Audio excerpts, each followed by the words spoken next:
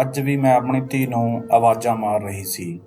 ਸਵੇਰ ਦੇ 9 ਵੱਜ ਚੁੱਕੇ ਸੀ, ਪਰ ਹਾਲੇ ਤੱਕ ਮੇਰੀ ਬੇਟੀ ਸੀਮਾ ਜਾਗੀ ਨਹੀਂ ਸੀ। ਮੈਂ ਅੱਜ-ਕੱਲ੍ਹ ਉਸਦੇ ਕਾਰਨ ਬਹੁਤ ਪਰੇਸ਼ਾਨ ਰਹਿੰਦੀ ਸੀ। ਉਸਨੇ ਸਕੂਲ ਜਾਣਾ ਵੀ ਛੱਡ ਦਿੱਤਾ ਸੀ। ਮੈਨੂੰ ਲੱਗਦਾ ਸੀ ਜਿਵੇਂ ਮੇਰੀ ਧੀ 'ਤੇ ਕਿਸੇ ਭੂਤ-ਪ੍ਰੇਤ ਦਾ ਸਾਇਆ ਹੋ ਗਿਆ ਹੈ।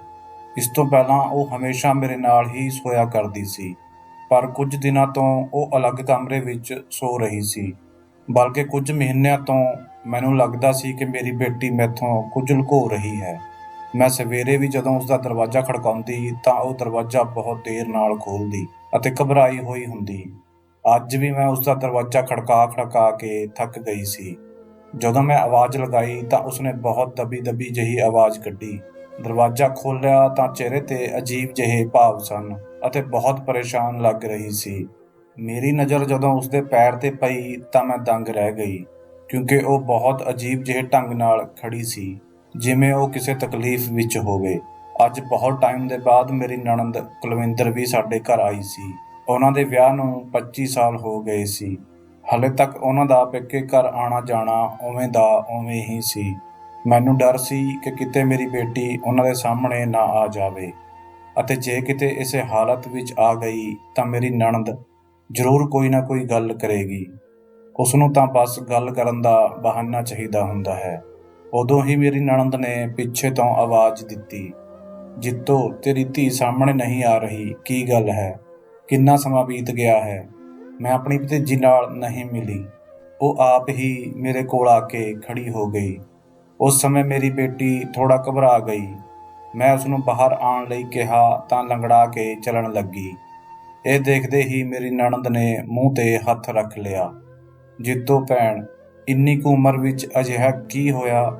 ਤੁਹਾਡੀ ਧੀ ਲੰਗੜਾ ਕੇ ਚੱਲ ਰਹੀ ਹੈ। ਰੱਬ ਨਾ ਕਰੇ ਕਿਤੇ ਅਪਾਹਿਜ ਤਾਂ ਨਹੀਂ ਹੋ ਗਈ?" ਮੇਰੀ ਨਣਦ ਦੀ ਗੱਲ ਸੁਣ ਕੇ ਮੇਰਾ ਕਲੇਜਾ ਫਟ ਗਿਆ। ਉਹ ਹਮੇਸ਼ਾ ਆਪਣੀਆਂ ਧੀਆਂ 'ਤੇ ਮਾਣ ਕਰਦੀ ਸੀ। ਇਵੇਂ ਹੀ ਦੂਜਿਆਂ ਦੀ ਧੀਆਂ 'ਤੇ ਵੀ ਗੱਲਾਂ ਕਰਿਆ ਕਰਦੀ ਸੀ। ਮੈਂ ਕਿਹਾ, "ਕੁਲਵਿੰਦਰ ਭੈਣ, ਅਜਿਹੀ ਕੋਈ ਗੱਲ ਨਹੀਂ ਹੈ। ਅੱਜ ਮੇਰੀ ਧੀ ਦੀ ਤਬੀਅਤ ਕੁਝ ਠੀਕ ਨਹੀਂ ਲੱਗ ਰਹੀ ਹੈ। ਰੱਬ ਦਾ ਸ਼ੁਕਰ ਹੈ ਮੇਰੇ ਬੱਚਿਆਂ ਵਿੱਚ ਅਜਿਹੀ ਕੋਈ ਬਿਮਾਰੀ ਨਹੀਂ ਹੈ।" ਮੇਰੀ ਨਣਦ ਨੇ ਚਾਰੇ ਪਾਸੇ ਅੱਖਾਂ ਘੁਮਾ ਕੇ ਮੇਰੀ ਧੀ ਨੂੰ ਸ਼ਾਤਿਰ ਨਜ਼ਰਾਂ ਨਾਲ ਦੇਖਿਆ, ਜਿਵੇਂ ਉਹ ਉਸਦੀ ਇਸ ਹਾਲਤ 'ਤੇ ਖੁਸ਼ ਹੋ ਰਹੀ ਹੋਵੇ। ਮੈਂ ਬੇਟੀ ਦੇ ਕਮਰੇ ਦਾ ਦਰਵਾਜ਼ਾ ਬੰਦ ਕਰ ਦਿੱਤਾ। ਉਸਨੂੰ ਕਿਹਾ ਕਿ ਜਾ ਕੇ ਤਿਆਰ ਹੋ ਕੇ ਬਾਹਰ ਆਵੇ। ਫਿਰ ਬਹੁਤ ਸਮਾਂ ਬੀਤਣ ਤੋਂ ਬਾਅਦ ਵੀ ਜਦੋਂ ਮੇਰੀ ਬੇਟੀ ਬਾਹਰ ਨਾ ਆਈ ਤਾਂ ਮਜਬੂਰਨ ਮੈਨੂੰ ਉਸਦੇ ਕਮਰੇ ਵਿੱਚ ਜਾਣਾ ਪਿਆ। ਪਰ ਸਾਹਮਣੇ ਦਾ ਨਜ਼ਾਰਾ ਦੇਖ ਕੇ ਮੈਂ ਦੰਗ ਰਹਿ ਗਈ। ਮੇਰੀ ਨਜ਼ਰ ਬੈੱਡ 'ਤੇ ਪਏ ਸਿਰਹਾਣੇ 'ਤੇ ਗਈ, ਜਿਸ ਨੂੰ ਦੇਖ ਕੇ ਮੇਰੀਆਂ ਅੱਖਾਂ ਫਟੀਆਂ ਰਹਿ ਗਈਆਂ। ਮੈਂ ਸੋਚ ਵੀ ਨਹੀਂ ਸਕਦੀ ਸੀ ਕਿ ਮੇਰੀ ਧੀ ਮੇਰੇ ਤੋਂ ਇੰਨੀ ਵੱਡੀ ਗੱਲ ਲੁਕੋਏਗੀ।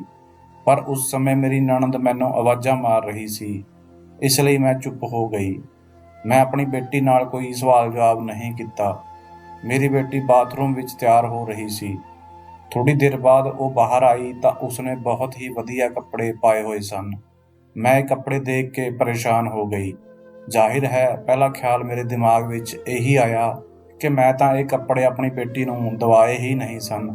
ਇਹ ਨਵੇਂ ਕੱਪੜੇ ਸਨ, ਨਾ ਮੈਂ ਇਸ ਤੋਂ ਪਹਿਲਾਂ ਇਹ ਦੇਖੇ, ਨਾ ਹੀ ਮੇਰੀ ਬੇਟੀ ਨੇ ਕਦੇ ਇਹਨਾਂ ਦੀ ਫਰਮਾਇਸ਼ ਕੀਤੀ ਸੀ। ਅਜਿਹਾ ਲੱਗਦਾ ਹੈ ਕਿਸੇ ਹੋਰ ਨੇ ਇਹ ਕੱਪੜੇ ਦਿੱਤੇ ਹਨ। ਪਰ ਮੇਰੀ ਨਣਦ ਨੂੰ ਇਸ ਗੱਲ ਤੋਂ ਕੋਈ ਫਰਕ ਨਹੀਂ ਪਿਆ। ਉਹ ਮੇਰੀ ਧੀ ਦੀਆਂ ਨਜ਼ਰਾਂ ਉਤਾਰਨ ਲੱਗੀ। "ਬਹੁਤ ਵਧੀਆ, ਬਹੁਤ ਹੀ ਸੋਹਣੀ ਧੀ ਹੈ ਤੇਰੀ। ਪਰਮਾਤਮਾ ਕਰੇ ਇਸ ਨੂੰ ਕਿਸੇ ਦੀ ਨਜ਼ਰ ਨਾ ਲੱਗੇ।" ਇਹ ਕਹਿ ਕੇ ਉਹ ਨਕਲੀ ਜਿਹਾ ਹਾਸਾ ਹੱਸਣ ਲੱਗੀ। ਮੈਨੂੰ ਉਹਨਾਂ ਦਾ ਮਤਲਬ ਸਮਝ ਨਹੀਂ ਆਇਆ। ਥੋੜ੍ਹੀ ਦੇਰ ਬਾਅਦ ਉਹ ਉੱਠ ਕੇ ਚਲੀ ਗਈ। ਮੈਂ ਆਪਣੀ ਧੀ ਨੂੰ ਝਿੜਕਣ ਲੱਗੀ ਕਿ ਉਸਨੇ ਇਹ ਕੱਪੜੇ ਕਿੱਥੋਂ ਲਏ ਹਨ, ਕਿਸ ਨੇ ਉਸਨੂੰ ਇਹ ਕੱਪੜੇ ਲੈ ਕੇ ਦਿੱਤੇ ਹਨ।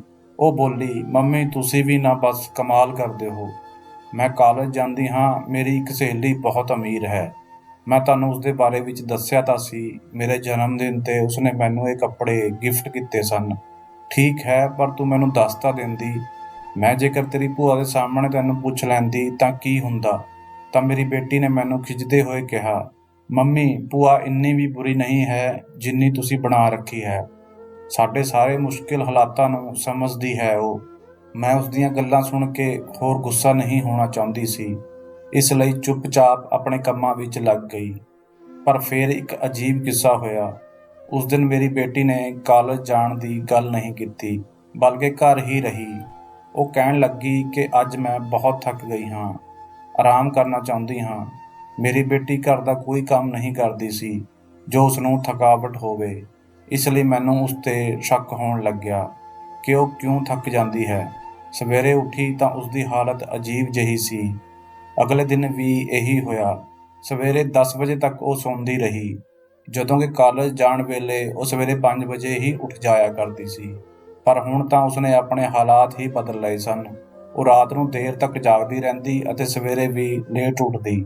ਮੈਂ ਉਸਨੂੰ ਕੁਝ ਨਹੀਂ ਪੁੱਛਿਆ, ਪਰ ਇੱਕ ਦਿਨ ਜਦੋਂ ਉਹ ਸਵੇਰੇ ਉੱਠੀ ਤਾਂ ਲੰਗੜਾ ਕੇ ਚੱਲ ਰਹੀ ਸੀ। ਬਾਹਰ ਆਈ ਤਾਂ ਤੇਜੋ ਦਾਈ ਵੀ ਬੈਠੀ ਹੋਈ ਸੀ। ਉਹ ਮੈਥੋਂ ਕੁਝ ਪੁੱਛਣ ਲਈ ਆਈ ਸੀ। ਪਹਿਲਾਂ ਅਸੀਂ ਦੋਨੋਂ ਇਕੱਠੀਆਂ ਕੰਮ ਕਰਦੀਆਂ ਸੀ, ਫਿਰ ਮੈਂ ਕੰਮ ਛੱਡ ਦਿੱਤਾ। ਉਹ ਇਸ ਕੰਮ ਵਿੱਚ ਅੱਗੇ ਵੱਧ ਗਈ। ਅੱਜ ਮੈਥੋਂ ਪਤਾ ਨਹੀਂ ਕਿਸ ਜੜੀ ਬੂਟੀ ਬਾਰੇ ਪੁੱਛਣ ਆਈ ਸੀ। ਉਸ ਦੀ ਨਜ਼ਰ ਜਦੋਂ ਮੇਰੀ ਬੇਟੀ 'ਤੇ ਪਈ ਤਾਂ ਉਸਨੇ ਵੀ ਮੂੰਹ 'ਤੇ ਹੱਥ ਰੱਖ ਲਿਆ। ਕਹਿਣ ਲੱਗੀ, ਧੀਏ, ਮੈਨੂੰ ਪਾਣੀ ਲਿਆ ਕੇ ਦੇ। ਮੈਂ ਸਮਝ ਗਈ ਕਿ ਉਹ ਮੇਰੇ ਨਾਲ ਕੋਈ ਗੱਲ ਕਰਨਾ ਚਾਹੁੰਦੀ ਹੈ। ਮੈਂ ਆਪਣੀ ਕੁੜੀ ਨੂੰ ਇਸ਼ਾਰਾ ਕੀਤਾ ਅਤੇ ਉਹ ਕਮਰੇ ਵਿੱਚ ਚਲੀ ਗਈ। ਤੇਜੋ ਦਾਈ ਬੋਲੀ, ਜੀਤੋ, ਤੂੰ ਇੱਕ ਧੀ ਦੀ ਮਾਂ ਹੋ ਕੇ ਆਪਣੀਆਂ ਅੱਖਾਂ ਕਿਵੇਂ ਬੰਦ ਰੱਖ ਸਕਦੀ ਹੈ? ਕੀ ਤੈਨੂੰ ਆਪਣੀ ਧੀ ਦੀ ਹਾਲਤ ਨਜ਼ਰ ਨਹੀਂ ਆਉਂਦੀ? ਤੈਨੂੰ ਕੁਝ ਤਾਂ ਸੋਚਣਾ ਚਾਹੀਦਾ ਹੈ। ਜਵਾਨ ਬੱਚੀ ਹੈ, ਇਸ ਦੀ ਇੱਕ ਹਰਕਤ ਅਤੇ ਕਦਮ 'ਤੇ ਤੈਨੂੰ ਨਜ਼ਰ ਰੱਖਣੀ ਪਏਗੀ। ਰੱਬ ਨਾ ਕਰੇ ਕੱਲ੍ਹ ਨੂੰ ਕੋਈ ਹਾਦਸਾ ਹੋ ਜਾਵੇ ਤਾਂ ਤੂੰ ਕਿਸ ਨੂੰ ਦੋਸ਼ ਦੇਵੇਂਗੀ? ਆਪਣੀ ਕੁੜੀ 'ਤੇ ਨਜ਼ਰ ਰੱਖ ਕਿ ਇਹ ਕੀ ਕਰਦੀ ਹੈ, ਕਿੱਥੇ ਜਾਂਦੀ ਹੈ। ਇਸ ਦੀ ਇਹ ਹਾਲਤ ਹੁਣੇ ਤੋਂ ਹੀ ਕਿਉਂ ਹੈ? ਇਹ ਤਾਂ ਵਿਆਹੀਆਂ ਹੋਈਆਂ ਕੁੜੀਆਂ ਵਾਲੀਆਂ ਹਰਕਤਾਂ ਕਰਨ ਲੱਗ ਗਈ ਹੈ। ਇਸ ਦੇ ਕੱਪੜੇ ਦੇਖ, ਤੁਰਨ ਫਿਰਨ ਦਾ ਅੰਦਾਜ਼ ਦੇਖ, ਫਿਰ ਤੂੰ ਇਸ ਦੀਆਂ ਅੱਖਾਂ ਵਿੱਚ ਅੱਖਾਂ ਪਾ ਕੇ ਦੇਖ। ਅਜੀਬ ਜਿਹੀ ਬੇਬਾਕੀ ਨਜ਼ਰ ਆਉਂਦੀ ਹੈ ਮੈਨੂੰ ਤੇਰੀ ਕੁੜੀ ਦੀਆਂ ਅੱਖਾਂ ਵਿੱਚ। ਮੈਨੂੰ ਬਹੁਤ ਅਜੀਬ ਲੱਗਿਆ ਸੀ। ਤੇਜੂ ਦਾਈ ਤਾਂ ਨਜ਼ਰਾਂ ਪੜ੍ਹਨ ਵਾਲੀ ਔਰਤ ਸੀ। ਕੁੜੀ ਦੀ ਚਾਲ ਦੇਖ ਕੇ ਦੱਸ ਦਿੰਦੀ ਸੀ ਕਿ ਉਸਦਾ ਕਿਸੇ ਨਾਲ ਸੰਬੰਧ ਹੈ ਜਾਂ ਨਹੀਂ। ਉਸਨੇ ਮੇਰੀ ਕੁੜੀ ਦੇ ਬਾਰੇ ਅਜੀਬ ਜਿਹੇ ਸ਼ਬਦਾਂ ਵਿੱਚ ਜੋ ਗੱਲ ਕਹੀ ਸੀ, ਉਸਨੇ ਤਾਂ ਮੇਰੇ ਪੈਰਾਂ ਥੱਲਿਓਂ ਜ਼ਮੀਨ ਹੀ ਖਿਸਕਾ ਦਿੱਤੀ ਸੀ। ਮੈਂ ਸੋਚ ਲਿਆ ਕਿ ਮੈਂ ਆਪਣੀ ਧੀ 'ਤੇ ਦਿਨ ਰਾਤ ਨਜ਼ਰ ਰੱਖਾਂਗੀ। ਜਿੱਥੇ ਵੀ ਇਹ ਜਾਵੇਗੀ ਮੈਂ ਇਸ ਦਾ ਪਿੱਛਾ ਕਰਾਂਗੀ ਅਤੇ ਦੇਖਾਂਗੀ ਕਿ ਇਹ ਕੀ ਕਰਦੀ ਹੈ। ਅਗਲੇ ਦਿਨ ਜਦੋਂ ਮੇਰੀ ਬੇਟੀ ਉੱਠੀ ਤਾਂ ਉਹ ਉਸੇ ਤਰ੍ਹਾਂ ਸੀ। ਹਾਲਤ ਬਹੁਤ ਖਰਾਬ ਸੀ। ਕਹਿਣ ਲੱਗੀ, ਮੰਮੀ, ਮੇਰੇ ਪੂਰੇ ਸਰੀਰ ਵਿੱਚ ਦਰਦ ਹੋ ਰਿਹਾ ਹੈ, ਤੇਲ ਨਾਲ ਮੇਰੀ ਮਾਲਿਸ਼ ਕਰ ਦਿਓ। ਮੈਂ ਕਿਹਾ, ਠੀਕ ਹੈ। ਮੈਂ ਗਰਮ ਤੇਲ ਲੈ ਕੇ ਉਸਦੇ ਕਮਰੇ ਵਿੱਚ ਗਈ ਤਾਂ ਉਸਨੇ ਕੁਝ ਸੋਚ ਕੇ ਮੈਨੂੰ ਮਾਲਿਸ਼ ਕਰਨ ਤੋਂ ਮਨਾ ਕਰ ਦਿੱਤਾ। ਉਹ ਬੋਲੀ, ਮੰਮੀ, ਰਹਿਣ ਦਿਓ, ਮੇਰਾ ਦਰਦ ਠੀਕ ਹੋ ਗਿਆ ਹੈ, ਤੁਸੀਂ ਮੇਰੀ ਮਾਲਿਸ਼ ਨਾ ਕਰੋ, ਇੱਥੋਂ ਚਲੇ ਜਾਓ। ਮੈਂ ਉਸਦੇ ਚਿਹਰੇ ਦੀ ਘਬਰਾਹਟ ਦੇਖ ਕੇ ਸਮਝ ਗਈ ਸੀ ਕਿ ਉਹ ਮੈਨੂੰ ਆਪਣਾ ਵਜੂਦ ਨਹੀਂ ਦਿਖਾਉਣਾ ਚਾਹੁੰਦੀ। ਜ਼ਰੂਰ ਉਸਨੂੰ ਮੇਰੇ ਤੋਂ ਕੋਈ ਖਤਰਾ ਸੀ ਕਿ ਮੈਂ ਕੁਝ ਪਹਿਚਾਣ ਜਾਵਾਂਗੀ ਜਾਂ ਜਾਣ ਜਾਵਾਂਗੀ। ਇਸ ਲਈ ਉਹ ਮੇਰੇ ਤੋਂ ਬਹੁਤ ਕੁਝ ਲੁਕੋ ਰਹੀ ਸੀ। ਪਰ ਮੇਰੀ ਧੀ ਤਾਂ ਕੁਆਰੀ ਸੀ, ਨਾ ਹੀ ਉਸਦਾ ਕਿਸੇ ਨਾਲ ਕੋਈ ਸੰਬੰਧ ਸੀ। ਫਿਰ ਅਜਿਹਾ ਕਿਵੇਂ ਹੋ ਸਕਦਾ ਸੀ ਕਿ ਉਹ ਵਿਆਹੀਆਂ ਹੋਈਆਂ ਔਰਤਾਂ ਵਾਲੀਆਂ ਹਰਕਤਾਂ ਕਰ ਰਹੀ ਸੀ? ਮੈਨੂੰ ਤੇਜੋ ਦਾਈ ਦੀ ਗੱਲ ਯਾਦ ਆ ਗਈ ਕਿ ਤੂੰ ਆਪਣੀ ਕੁੜੀ 'ਤੇ ਨਜ਼ਰ ਰੱਖ। ਮੈਂ ਕਿਹਾ ਕਿ ਅੱਜ ਮੈਂ ਤੇਰੇ ਕਮਰੇ ਵਿੱਚ ਹੀ ਸੌਵਾਂਗੀ, ਇਸ ਲਈ ਤੂੰ ਕਮਰੇ ਦਾ ਦਰਵਾਜ਼ਾ ਖੁੱਲ੍ਹਾ ਰੱਖੀਂ। ਮੇਰੀ ਗੱਲ ਸੁਣ ਕੇ ਉਸਨੇ ਮੂੰਹ ਬਣਾ ਲਿਆ ਅਤੇ ਬੋਲੀ ਕਿ ਠੀਕ ਹੈ। ਪਰ ਜਿਵੇਂ ਹੀ ਮੈਂ 1-2 ਘੰਟੇ ਬਾਅਦ ਆਪਣੇ ਕੰਮ ਪੂਰੇ ਕਰਕੇ ਵਾਪਸ ਆਈ ਤਾਂ ਦੇਖਿਆ ਉਸਨੇ ਅੰਦਰ ਤੋਂ ਦਰਵਾਜ਼ੇ ਨੂੰ ਬੰਦ ਕੀਤਾ ਹੋਇਆ ਸੀ। ਮੈਨੂੰ ਬਹੁਤ ਹੈਰਾਨੀ ਹੋਈ ਅਤੇ ਗੁੱਸਾ ਵੀ ਆਇਆ। ਮੈਂ ਦਰਵਾਜ਼ਾ ਖੜਕਾਉਣ ਲੱਗੀ, ਪਰ ਉਹ ਸੌਂ ਗਈ ਸੀ। ਉਸਨੇ ਦਰਵਾਜ਼ਾ ਨਹੀਂ ਖੋਲ੍ਹਿਆ। ਹੁਣ ਤਾਂ ਗੁੱਸੇ ਨਾਲ ਮੇਰਾ ਬੁਰਾ ਹਾਲ ਸੀ ਅਤੇ ਸ਼ੱਕ ਵੀ ਹੋ ਰਿਹਾ ਸੀ। ਕੋਈ ਜਵਾਨ ਧੀ ਬਿਨਾਂ ਵਜ੍ਹਾ ਆਪਣੇ ਕਮਰੇ ਦਾ ਦਰਵਾਜ਼ਾ ਬੰਦ ਕਰੇ ਤਾਂ ਮਾਂ-ਬਾਪ ਉਸਦੇ ਬਾਰੇ ਵਿੱਚ ਕਿਵੇਂ ਚੰਗਾ ਸੋਚ ਸਕਦੇ ਹਨ। ਖੈਰ, ਮੈਂ ਆਪਣੇ ਕੰਮਾਂ ਵਿੱਚ ਤਾਂ ਰੁੱਝ ਗਈ ਸੀ, ਪਰ ਸਵੇਰੇ ਮੇਰੀ ਬੇਟੀ ਦੀ ਫਿਰ ਉਹੀ ਹਾਲਤ ਸੀ। ਮੈਂ ਕਿਹਾ ਕਿ ਅੱਜ ਮੈਂ ਤੇਰੇ ਨਾਲ ਕਾਲਜ ਚੱਲਾਂਗੀ।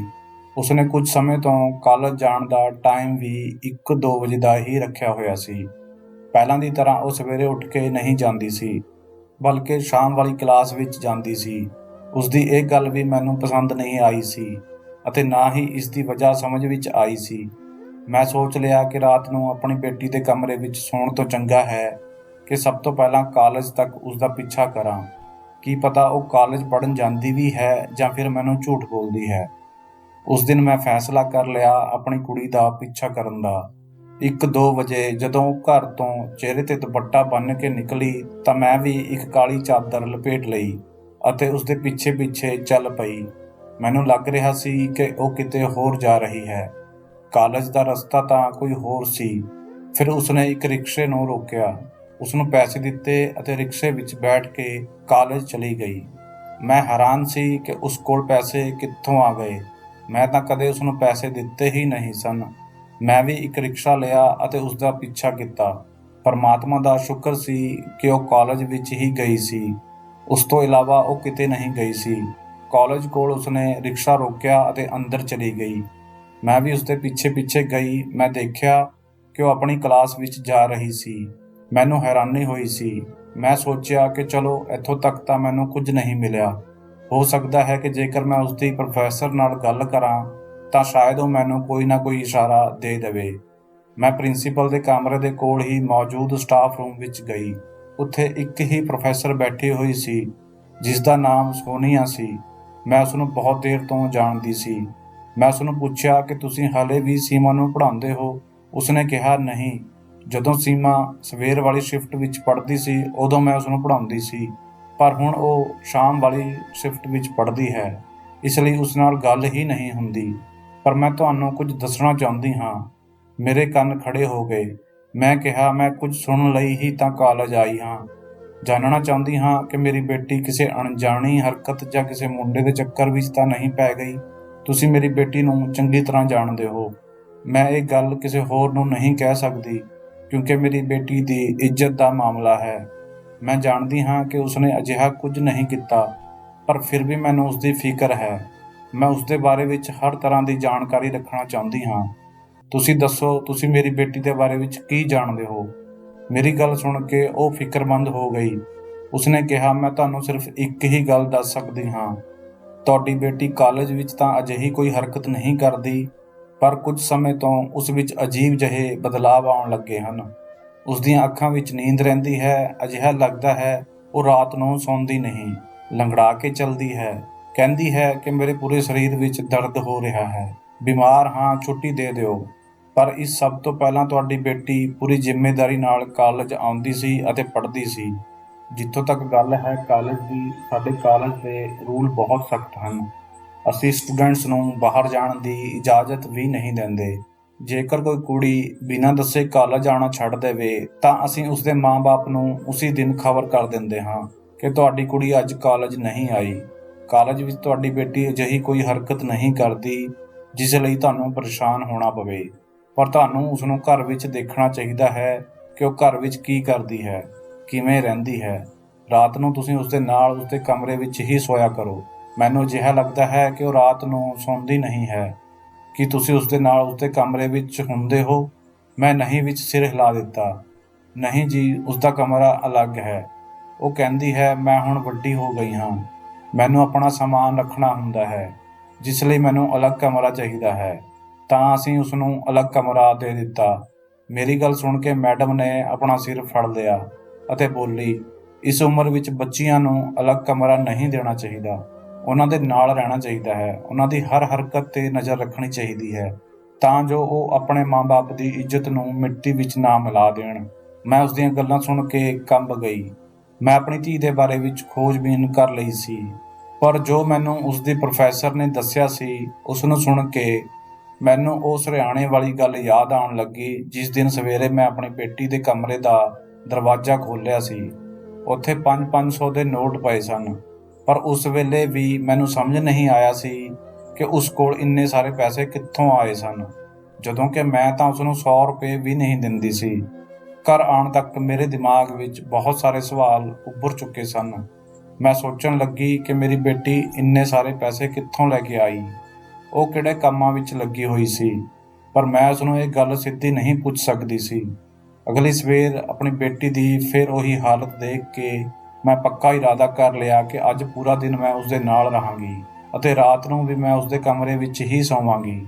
ਮੈਂ ਇਸੇ ਤਰ੍ਹਾਂ ਕੀਤਾ। ਮੈਂ ਉਸਦੇ ਕਾਲਜ ਤੋਂ ਵਾਪਸ ਆਉਣ ਤੱਕ ਸਾਰੇ ਕੰਮ ਕਰਕੇ ਵਿਹਲੀ ਹੋ ਚੁੱਕੀ ਸੀ। ਬਹਾਨੇ ਨਾਲ ਮੈਂ ਉਸਦੇ ਕਮਰੇ ਵਿੱਚ ਚਲੀ ਗਈ। ਮੈਂ ਸੋਚਿਆ ਕਿ ਅੱਜ ਉਸਦੇ ਕਮਰੇ ਦੀ ਸਫਾਈ ਕਰਾਂਗੀ, ਕੀ ਪਤਾ ਕੁਝ ਮਿਲ ਹੀ ਜਾਵੇ। ਮੈਂ ਜਿਵੇਂ ਹੀ ਉਸਦੇ ਕਮਰੇ ਵਿੱਚ ਗਈ, ਉਹ ਮੈਨੂੰ ਦੇਖ ਕੇ ਹੈਰਾਨੀ ਨਾਲ ਬੋਲੀ, ਕੀ ਗੱਲ ਹੈ ਮੰਮੀ, ਤੁਹਾਨੂੰ ਕੁਝ ਚਾਹੀਦਾ ਹੈ? ਮੈਂ ਕਿਹਾ ਨਹੀਂ, ਮੈਂ ਤਾਂ ਬਸ ਸੋਚ ਰਹੀ ਸੀ ਅੱਜ ਤੇਰੇ ਕਮਰੇ ਦੀ ਸਫਾਈ ਕਰ ਦੇਵਾਂ। ਬਹੁਤ ਦਿਨ ਹੋ ਗਏ ਤੇਰਾ ਕਮਰਾ ਸਾਫ਼ ਕੀਤੇ ਨੂੰ। ਸੀਮਾ ਉੱਠ ਕੇ ਖੜੀ ਹੋ ਗਈ ਅਤੇ ਬੋਲੀ, ਮੰਮੀ ਤੁਸੀਂ ਇਹਨਾਂ ਕੰਮਾਂ ਲਈ ਹੀ ਰਹਿ ਗਏ ਹੋ? ਤੁਸੀਂ ਬੈਠੋ, ਮੈਂ ਆਪ ਸਫਾਈ ਕਰ ਲੈਂਦੀ ਹਾਂ, ਤੁਹਾਡੇ ਸਾਹਮਣੇ ਹੀ ਕਰਾਂਗੀ। ਇਹ ਕਹਿ ਕੇ ਉਸਨੇ ਮੇਰੇ ਹੱਥਾਂ ਵਿੱਚੋਂ ਝਾੜੂ ਲੈ ਲਿਆ ਅਤੇ ਮੈਨੂੰ ਬੈੱਡ ਤੇ ਬਿਠਾ ਕੇ ਆਪ ਝਾੜੂ ਪੋਚਾ ਕਰਨ ਲੱਗੀ। ਮੈਂ ਚਾਰੇ ਪਾਸੇ ਦੇਖ ਰਹੀ ਸੀ। ਮੈਨੂੰ ਉਸਦੇ ਕਮਰੇ ਵਿੱਚ ਨਵੇਂ-ਨਵੇਂ ਕੱਪੜੇ ਨਜ਼ਰ ਆ ਰਹੇ ਸਨ। ਮੈਂ ਉਸਦੀ ਅਲਮਾਰੀ ਖੋਲ੍ਹੀ ਤਾਂ ਉਹ ਇੱਕਦਮ ਭੱਜ ਕੇ ਮੇਰੇ ਕੋਲ ਆਈ ਅਤੇ ਬੋਲੀ, ਮੰਮੀ ਕੀ ਚਾਹੀਦਾ ਹੈ? ਮੈਂ ਉਸਦਾ ਹੱਥ ਝਟਕਦੇ ਹੋਏ ਕਿਹਾ, ਇਹ ਕੀ ਮੰਮੀ ਮੰਮੀ ਲਗਾ ਰੱਖਿਆ ਹੈ? ਮੇਰੀ ਧੀ ਦਾ ਕਮਰਾ ਹੈ ਕਿ ਮੈਂ ਦੇਖ ਵੀ ਨਹੀਂ ਸਕਦੀ? ਮੈਂ ਅਲਮਾਰੀ ਖੋਲ੍ਹੀ ਤਾਂ ਉਸ ਵਿੱਚ ਨਵੇਂ-ਨਵੇਂ ਕੱਪੜੇ ਲਟਕ ਰਹੇ ਸਨ। ਕੱਪੜੇ ਦੇਖ ਕੇ ਮੇਰੇ ਹੋਸ਼ ਉੱਡ ਗਏ। ਮੈਨੂੰ ਉਸਦੀ ਪ੍ਰੋਫੈਸਰ ਦੀ ਗੱਲ ਯਾਦ ਆ ਗਈ, ਜਿਸਨੇ ਕਿਹਾ ਸੀ ਕਿ ਤੁਹਾਡੀ ਬੇਟੀ ਦੀ ਤਾਂ ਕੋਈ ਸਹੇਲੀ ਹੀ ਨਹੀਂ ਹੈ। ਕੱਪੜੇ ਦੇਣਾ ਤਾਂ ਦੂਰ ਦੀ ਗੱਲ ਹੈ, ਉਹ ਤਾਂ ਕਿਸੇ ਨਾਲ ਗੱਲ ਵੀ ਨਹੀਂ ਕਰਦੀ। ਅੱਜ ਕੱਲ੍ਹ ਉਹ ਬਹੁਤ ਗੁੰਮਸੁੰਮ ਰਹਿੰਦੀ ਹੈ। ਜਨਮਦਿਨ ਵਾਲੀ ਗੱਲ ਵੀ ਝੂਠੀ ਸੀ। ਸੀਮਾ ਨੇ ਮੈਨੂੰ ਕਿਹਾ ਸੀ ਕਿ ਉਸਨੂੰ ਕੱਪੜੇ ਕਿਸੇ ਸਹੇਲੀ ਨੇ ਦਿੱਤੇ ਹਨ, ਪਰ ਅਜਿਹਾ ਕੁਝ ਵੀ ਨਹੀਂ ਸੀ। ਮੇਰੀ ਬੇਟੀ ਮੈਨੂੰ ਝੂਠ ਬੋਲ ਰਹੀ ਸੀ। ਉਸਨੇ ਸਿਰਹਾਣੇ ਦੇ ਨੀਚੇ ਕੁਝ ਲੁਕੋਇਆ ਹੋਇਆ ਸੀ। ਮੈਂ ਸਿਰਹਾਣਾ ਚੁੱਕਿਆ ਤਾਂ ਦੇਖਿਆ ਉੱਥੇ ਮੇਕਅਪ ਦੀਆਂ ਚੀਜ਼ਾਂ ਪਈਆਂ ਸਨ। ਉਸਦੇ ਚਿਹਰੇ ਦਾ ਰੰਗ ਉੱਡਣ ਲੱਗਿਆ। ਮੈਂ ਪੁੱਛਿਆ, ਇਹ ਸਭ ਕਿੱਥੋਂ ਆਇਆ ਹੈ? ਤਾਂ ਉਹ ਬੋਲੀ, ਮੰਮੀ ਤੁਸੀਂ ਗੁੱਸਾ ਕਰੋਗੇ, ਦਰਅਸਲ ਮੈਂ ਟਿਊਸ਼ਨ ਪੜ੍ਹਾਉਂਦੀ ਹਾਂ, ਬੱਚਿਆਂ ਤੋਂ ਪੈਸੇ ਲੈਂਦੀ ਹਾਂ ਤਾਂ ਇਸ ਤਰ੍ਹਾਂ ਦੀਆਂ ਚੀਜ਼ਾਂ ਲੈ ਆਉਂਦੀ ਹਾਂ। ਇਹ ਸਭ ਕੱਪੜੇ ਤਾਂ ਮੈਂ ਪੁਰਾਣੇ ਲਏ ਹਨ। ਇਹ ਮੇਕਅਪ ਦਾ ਸਮਾਨ ਵੀ ਜ਼ਿਆਦਾ ਮਹਿੰਗਾ ਨਹੀਂ ਹੈ। ਬਸ ਮੈਨੂੰ ਸ਼ੌਂਕ ਹੈ, ਤੁਸੀਂ ਤਾਂ ਜਾਣਦੇ ਹੋ। ਮੈਂ ਬਸ ਕਾਲਜ ਜਾਂਦੀ ਹਾਂ ਅਤੇ ਸ਼ਾਮ ਨੂੰ ਘਰ ਆ ਜਾਂਦੀ ਹਾਂ। ਮੈਂ ਹੋਰ ਅਜਿਹਾ ਕੋਈ ਕੰਮ ਨਹੀਂ ਕਰਦੀ ਜਿਸ ਨਾਲ ਮੈਨੂੰ ਖੁਸ਼ੀ ਮਿਲੇ। ਮੰਮੀ ਤੁਹਾਨੂੰ ਮੇਰੇ 'ਤੇ ਯਕੀਨ ਕਰਨਾ ਚਾਹੀਦਾ ਹੈ। ਤੁਸੀਂ ਤਾਂ ਇਸ ਤਰ੍ਹਾਂ ਸ਼ੱਕੀ ਨਜ਼ਰਾਂ ਨਾਲ ਮੈਨੂੰ ਦੇਖਦੇ ਹੋ ਜਿਵੇਂ ਮੈਂ ਕੋਈ ਬਹੁਤ ਵੱਡੀ ਚੋਰ ਹਾਂ। ਮੈਂ ਕਿਹਾ ਚੱਲ ਠੀਕ ਹੈ, ਅੱਜ ਮੈਂ ਤੇਰੇ ਕਮਰੇ ਵਿੱਚ ਸੋ ਜਾਵਾਂਗੀ। ਤੇਰਾ ਕਮਰਾ ਬਹੁਤ ਆਰਾਮਦਾਇਕ ਹੈ। ਉਹ ਸੁਣ ਕੇ ਬਹੁਤ ਪਰੇਸ਼ਾਨ ਹੋ ਗਈ। ਉਹ ਕਹਿਣ ਲੱਗੀ, ਪਰ ਮੰਮੀ ਮੈਨੂੰ ਤਾਂ ਇਕੱਲੇ ਸੌਣ ਦੀ ਆਦਤ ਹੈ। ਮੈਂ ਰਾਤ ਨੂੰ ਬਹੁਤ ਦੇਰ ਤੱਕ ਜਾਗਦੀ ਹਾਂ। ਤੁਸੀਂ ਇੱਥੇ ਸੌਂ ਕੇ ਕੀ ਕਰੋਗੇ? ਮੈਂ ਕਿਹਾ ਨਹੀਂ, ਮੈਨੂੰ ਇੱਥੇ ਹੀ ਸੌਣਾ ਹੈ। ਅੱਜ ਮੈਂ ਇਸ ਕਮਰੇ ਵਿੱਚ ਹੀ ਰਹਾਂਗੀ। ਮੇਰੀ ਬੇਟੀ ਨੇ ਕਿਹਾ, ਠੀਕ ਹੈ, ਤੁਸੀਂ ਸੋ ਜਾਓ। ਤੁਸੀਂ ਸ਼ਾਇਦ ਥੱਕ ਗਏ ਹੋ। ਮੈਂ ਤੁਹਾਡੇ ਲਈ ਦੁੱਧ ਲੈ ਕੇ ਆਉਂਦੀ ਹਾਂ। ਉਹ ਮੇਰੇ ਲਈ ਰਸੋਈ ਵਿੱਚੋਂ ਦੁੱਧ ਲੈ ਕੇ ਆਈ। ਮੈਂ ਕਿਹਾ, ਇਹ ਕੀ ਹੈ? ਉਹ ਬੋਲੀ, ਤੁਸੀਂ ਥੱਕ ਗਏ ਹੋ, ਇਸ ਨੂੰ ਪੀ ਲਓ। ਉਸਦੇ ਕਹਿਣ 'ਤੇ ਮੈਂ ਦੁੱਧ ਪੀ ਲਿਆ, ਪਰ ਉਸ ਤੋਂ ਬਾਅਦ ਮੈਂ ਗੂੜ੍ਹੀ ਨੀਂਦ ਵਿੱਚ ਸੌਂ ਗਈ। ਜਦੋਂ ਮੇਰੀ ਅੱਖ ਖੁੱਲ੍ਹੀ ਤਾਂ 6-7 ਘੰਟੇ ਗੁਜ਼ਰ ਚੁੱਕੇ ਸਨ। ਮੈਨੂੰ ਬਹੁਤ ਗੁੱਸਾ ਵੀ ਆਇਆ ਕਿ ਮੈਂ ਤਾਂ ਇਸ ਦੇ ਕਮਰੇ ਵਿੱਚ ਇਸ ਲਈ ਸੋਈ ਸੀ ਕਿ ਰਾਤ ਨੂੰ ਇਸ ਦਾ ਪਹਿਰਾ ਦੇ ਸਕਾਂ, ਪਰ ਇਸ ਨੇ ਤਾਂ ਮੈਨੂੰ ਦੁੱਧ ਪਿਲਾ ਕੇ ਸੁਲਾ ਦਿੱਤਾ। ਜਦੋਂ ਮੇਰੀ ਅੱਖ ਖੁੱਲ੍ਹੀ ਤਾਂ ਉਹ ਸਾਹਮਣੇ ਹੀ ਬੈਠੀ ਸੀ। ਉਸਨੇ ਚਿੱਟੇ ਰੰਗ ਦੇ ਚਮਕੀਲੇ ਕੱਪੜੇ ਪਾਏ ਹੋਏ ਸਨ। ਮੈਂ ਉਸਦਾ ਇਹ ਹੁਲੀਆ ਦੇਖ ਕੇ ਹੈਰਾਨ ਰਹਿ ਗਈ। ਮੈਂ ਕਿਹਾ, ਤੂੰ ਸਵੇਰੇ-ਸਵੇਰੇ ਇੰਨੀ ਤਿਆਰ ਕਿਉਂ ਹੋਈ ਹੈ? ਉਹ ਕਹਿਣ ਲੱਗੀ, ਮੰਮੀ ਸਵੇਰੇ-ਸਵੇਰੇ ਹੀ ਤਾਂ ਤਿਆਰ ਹੋਇਆ ਜਾਂਦਾ ਹੈ। ਮੈਂ ਸੋਚਿਆ ਤਿਆਰ ਹੋ ਜਾਂਦੀ ਹਾਂ, ਵਧੀਆ ਕੱਪੜੇ ਪਾ ਲੈਂਦੀ ਹਾਂ, ਇਸ ਲਈ ਬਸ ਹੋ ਗਈ ਤਿਆਰ। ਉਸ ਤੋਂ ਬਾਅਦ ਉਹ ਚੁੱਪ ਹੋ ਗਈ। ਉਸਦੀਆਂ ਅੱਖਾਂ ਵਿੱਚ ਉਦਾਸੀ ਸੀ। ਫਿਰ ਉਸਨੇ ਅਜਿਹੀ ਗੱਲ ਕੀਤੀ ਕਿ ਮੈਂ ਹੈਰਾਨ ਰਹਿ ਗਈ। ਉਸਨੇ ਕਿਹਾ, ਮੰਮੀ ਮੇਰੇ ਲਈ ਕੋਈ ਚੰਗਾ ਮੁੰਡਾ ਦੇਖੋ ਅਤੇ ਮੇਰਾ ਵਿਆਹ ਕਰ ਦਿਓ। ਮੈਂ ਆਪਣਾ ਦਹੇਜ ਵੀ ਬਣਾ ਲਵਾਂਗੀ ਅਤੇ ਬੱਚਿਆਂ ਨੂੰ ਟਿਊਸ਼ਨ ਪੜ੍ਹਾ ਕੇ ਆਪਣਾ ਸਾਰਾ ਖਰਚ ਵੀ ਕੱਢ ਲਵਾਂਗੀ। ਪਰ ਤੁਸੀਂ ਆਪਣੀਆਂ ਬਾਕੀ ਕੁੜੀਆਂ ਵਾਂਗੂ ਮੈਨੂੰ ਬੋਝ ਨਾ ਸਮਝਣਾ। ਸਾਡੇ ਘਰ ਦਾ ਮਾਹੌਲ ਪਹਿਲਾਂ ਹੀ ਖਰਾਬ ਹੈ। ਮੈਂ ਨਹੀਂ ਚਾਹੁੰਦੀ ਮੇਰੇ ਕਰਕੇ ਕੁਝ ਉਲਟਾ ਸਿੱਧਾ ਹੋ ਜਾਵੇ। ਉਸਦੀ ਇਹ ਗੱਲ ਸੁਣ ਕੇ ਮੇਰਾ ਸ਼ੱਕ ਹੋਰ ਪੱਕਾ ਹੋ ਗਿਆ। ਮੇਰੀ ਕੁੜੀ ਇੰਨੀ ਛੋਟੀ ਉਮਰ ਵਿੱਚ ਵਿਆਹ ਦੀ ਗੱਲ ਕਰ ਰਹੀ ਸੀ। ਉਸਦੇ ਲਹਿਜੇ ਵਿੱਚ ਕੋਈ ਸ਼ਰਮ ਜਾਂ ਝਿਜਕ ਨਹੀਂ ਸੀ। ਉਹ ਬੜੇ ਹੀ ਬੇਬਾਕ ਤਰੀਕੇ ਨਾਲ ਇਹ ਗੱਲ ਕਹਿ ਰਹੀ ਸੀ। ਮੈਂ ਪੂਰਾ ਦਿਨ ਪਰੇਸ਼ਾਨ ਰਹੀ। ਉਸ ਦਿਨ ਮੇਰੀ ਇੱਕ ਬਚਪਨ ਦੀ ਸਹੇਲੀ ਸਾਡੇ ਘਰ ਆਈ। ਹਾਲ ਚਾਲ ਪੁੱਛਣ ਤੋਂ ਬਾਅਦ ਮੈਂ ਕਿਹਾ, ਅੱਜ ਕਿਵੇਂ ਆਉਣਾ ਹੋਇਆ? ਉਹ ਕਹਿਣ ਲੱਗੀ, ਮੈਂ ਆਪਣੇ ਮੁੰਡੇ ਲਈ ਤੇਰੀ ਕੁੜੀ ਦਾ ਰਿਸ਼ਤਾ ਮੰਗਣ ਆਈ ਹਾਂ। ਮੈਂ ਕਿਹਾ, ਤੂੰ ਹੋਸ਼ ਵਿੱਚ ਤਾਂ ਹੈ? ਤੂੰ ਚੰਗੀ ਤਰ੍ਹਾਂ ਜਾਣਦੀ ਹੈ ਕਿ ਤੇਰਾ ਮੁੰਡਾ ਕਿਸ ਤਰ੍ਹਾਂ ਦੇ ਗੰਦੇ ਕੰਮ ਕਰਦਾ ਹੈ ਅਤੇ ਤੂੰ ਚਾਹੁੰਦੀ ਹੈ ਕਿ ਮੈਂ ਤੈਨੂੰ ਆਪਣੀ ਕੁੜੀ ਦਾ ਰਿਸ਼ਤਾ ਦੇ ਦੇਵਾਂ। ਆਪਣੀ ਸਹੇਲੀ ਦੇ ਬਾਰੇ ਵਿੱਚ ਦੱਸਾਂ ਤਾਂ ਇਹ ਇੱਕ ਅਜਿਹੇ ਘਰ ਵਿੱਚ ਵਿਆਹ ਕੇ ਗਈ ਸੀ ਜਿਨ੍ਹਾਂ ਦਾ ਨੱਚਣ ਗਾਉਣ ਦਾ ਕੰਮ ਸੀ। ਮੇਰੀ ਸਹੇਲੀ ਨੇ ਦੱਸਿਆ ਸੀ ਕਿ ਮੇਰੀ ਖਾਤਰ ਮੇਰਾ ਪਤੀ ਇਹ ਕੰਮ ਛੱਡ ਦੇਵੇਗਾ। ਵਿਆਹ ਤੋਂ ਕੁਝ ਦਿਨ ਬਾਅਦ ਪਤਾ ਲੱਗਿਆ ਕਿ ਉਸਦੇ ਪਤੀ ਨੇ ਫਿਰ ਤੋਂ ਇਹ ਕੰਮ ਸ਼ੁਰੂ ਕਰ ਦਿੱਤਾ ਹੈ। ਅਤੇ ਮੇਰੀ ਸਹੇਲੀ ਨੂੰ ਵੀ ਆਪਣੇ ਨਾਲ ਲਗਾ ਲਿਆ ਹੈ। ਇਹ ਸੁਣ ਕੇ ਸਾਨੂੰ ਬਹੁਤ ਦੁੱਖ ਲੱਗਿਆ ਸੀ। ਅਸੀਂ ਉਸ ਨਾਲ ਵਾਹ ਵਾਸਤਾ ਨਹੀਂ ਰੱਖਣਾ ਚਾਹੁੰਦੇ ਸੀ, ਪਰ ਉਹ ਮੇਰੇ ਘਰ ਆਉਂਦੀ ਜਾਂਦੀ ਰਹੀ। ਉਸਨੇ ਆਪਣੇ ਮੁੰਡੇ ਲਈ ਮੇਰੀ ਕੁੜੀ ਦਾ ਰਿਸ਼ਤਾ ਮੰਗਿਆ ਤਾਂ ਮੈਨੂੰ ਬਹੁਤ ਅਜੀਬ ਲੱਗਿਆ, ਕਿਉਂਕਿ ਅੱਜ ਤੋਂ ਪਹਿਲਾਂ ਉਸਦੀ ਕਦੇ ਹਿੰਮਤ ਨਹੀਂ ਹੋਈ ਸੀ ਸਾਡੇ ਘਰ ਰਿਸ਼ਤਾ ਲੈ ਕੇ ਆਉਣ ਦੀ। ਮੈਂ ਉਸਨੂੰ ਪੁੱਛਿਆ ਕਿ ਤੂੰ ਇਹ ਸਭ ਕਿਉਂ ਕਰਨਾ ਚਾਹੁੰਦੀ ਹੈ। ਉਹ ਕਹਿਣ ਲੱਗੀ, ਕਿਉਂਕਿ ਤੇਰੀ ਕੁੜੀ ਵੀ ਸਾਡੇ ਵਰਗੀ ਹੈ। ਉਹ ਸਾਡੇ ਨਾਲ ਕੰਮ ਕਰਦੀ ਹੈ ਅਤੇ ਮੈਂ ਉਸਨੂੰ ਹਰ ਰਾਤ ਲੈ ਕੇ ਜਾਂਦੀ ਹਾਂ। ਘੰਟਿਆਂ ਤੱਕ ਘੁੰਗਰੂ ਬੰਨ੍ਹ ਕੇ ਨੱਚਦੀ ਹੈ ਉਹ। ਤੈਨੂੰ ਕੀ ਲੱਗਦਾ ਹੈ ਮੈਂ ਤੈਨੂੰ ਐਵੇਂ ਹੀ ਬਖਸ਼ ਦੇਵਾਂਗੀ? ਮੈਂ ਤੈਥੋਂ ਆਪਣਾ ਪੂਰਾ ਬਦਲਾ ਲਿਆ ਹੈ। ਯਾਦ ਹੈ ਤੈਨੂੰ ਮੇਰੇ ਵਿਆਹ ਦੇ ਸ਼ੁਰੂਆਤੀ ਦਿਨਾਂ ਵਿੱਚ ਤੂੰ ਮੈਨੂੰ ਨੱਚਣ ਗਾਉਣ ਵਾਲੀ ਅਤੇ ਹੋਰ ਪਤਾ ਨਹੀਂ ਕੀ ਕੀ ਕਹਿੰਦੀ ਸੀ। ਹੁਣ ਪਤਾ ਲੱਗਿਆ ਕੋਈ ਆਪਣਾ ਕਿਸੇ ਅਜਿਹੇ ਕੰਮ ਨਾਲ ਜੁੜਿਆ ਹੋਵੇ ਜੋ ਕਿ ਸਮਾਜ ਦੀਆਂ ਨਜ਼ਰਾਂ ਵਿੱਚ ਸਹੀ ਨਹੀਂ ਹੁੰਦਾ ਤਾਂ ਕਿੰਨਾ ਦੁੱਖ ਹੁੰਦਾ ਹੈ। ਮੈਨੂੰ ਵੀ ਹੋਇਆ ਸੀ ਜਦ ਤੂੰ ਮੇਰੇ ਵਿਆਹ ਦਾ ਵਿਰੋਧ ਕੀਤਾ ਸੀ। ਹੁਣ ਚੁੱਪਚਾਪ ਆਪਣੀ ਕੁੜੀ ਦਾ ਰਿਸ਼ਤਾ ਮੈਨੂੰ ਦੇ, ਨਹੀਂ ਤਾਂ ਬਹੁਤ ਬੁਰਾ ਹੋਵੇਗਾ। ਜ਼ਿੰਦਗੀ ਵਿੱਚ ਕਦੇ ਵੀ ਸਿਰ ਚੁੱਕ ਕੇ ਨਹੀਂ ਜੀ ਸਕੇਂਗੀ। ਹੁਣ ਤਾਂ ਮੇਰਾ ਮੁੰਡਾ ਤੇਰੀ ਕੁੜੀ ਨੂੰ ਸਵੀਕਾਰ ਕਰ ਲਵੇਗਾ, ਬਾਅਦ ਵਿੱਚ ਨਹੀਂ। ਇਹ ਸੁਣ ਕੇ ਪਛਤਾਵਾ, ਬੇਬਸੀ, ਪਤਾ ਨਹੀਂ ਕੀ ਕੀ ਮਹਿਸੂਸ ਹੋਇਆ ਸੀ ਮੈਨੂੰ। ਪਰ ਹੁਣ ਮੇਰੇ ਕੋਲ ਉਸਦੀ ਗੱਲ ਮੰਨਣ ਤੋਂ ਇਲਾਵਾ ਹੋਰ ਕੋਈ ਚਾਰਾ ਨਹੀਂ ਸੀ, ਕਿਉਂਕਿ ਜਦੋਂ ਆਪਣੀ ਹੀ ਔਲਾਦ ਦਾਗਦਾਰ ਨਿਕਲੇ ਤਾਂ ਇਨਸਾਨ ਦੂਜਿਆਂ ਦਾ ਗਿਰਬਾਨ ਨਹੀਂ ਫੜ ਸਕਦਾ। ਤਾਂ ਦੋਸਤੋ, ਇਹ ਸੀ ਸਾਡੀ ਅੱਜ ਦੀ ਕਹਾਣੀ। ਉਮੀਦ ਕਰਦਾ ਹਾਂ ਤੁਹਾਨੂੰ ਪਸੰਦ ਆਈ ਹੋਵੇਗੀ। ਤੁਹਾਡਾ ਕੀ ਕਹਿਣਾ ਹੈ ਇਸ ਕਹਾਣੀ ਬਾਰੇ ਕਮੈਂਟ ਕਰਕੇ ਸਾਨੂੰ ਜ਼ਰੂਰ ਦੱਸਿਓ। ਵੀਡੀਓ ਨੂੰ ਲਾਈਕ ਅਤੇ ਚੈਨਲ ਨੂੰ ਸਬਸਕ੍ਰਾਈਬ ਵੀ ਕਰ ਲਿਓ ਤੇ ਨਾਲ ਹੀ ਘੰਟੀ ਨੂੰ ਦਬਾ ਕੇ ਆਲ 'ਤੇ ਸੈੱਟ ਕਰ ਲਿਓ ਤਾਂ ਜੋ ਆਉਣ ਵਾਲੀ ਵੀਡੀਓ ਤੁਹਾਨੂੰ ਤੁਰੰਤ ਮਿਲ ਜਾਵੇ।